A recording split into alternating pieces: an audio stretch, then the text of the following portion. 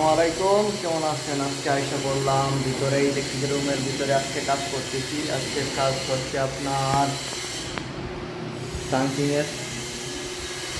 তো আলহামদুলিল্লাহ এটা হচ্ছে ইলেকট্রিকের রুম।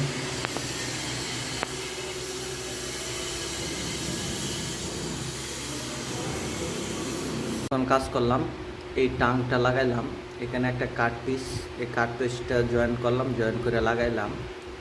এখন এগুলো আপনার কভার লাগাইতে হইব, এগুলো সবগুলো কভার লাগাইতে হইব স্যার। এগুলো কভার লাগাইতে হইব, এগুলো কভার লাগাইতে হইব সবগুলো। আজকে কাম আলহামদুলিল্লাহ ভালো জায়গা পড়ছে ইলেকট্রিক রুমের ভিতরে।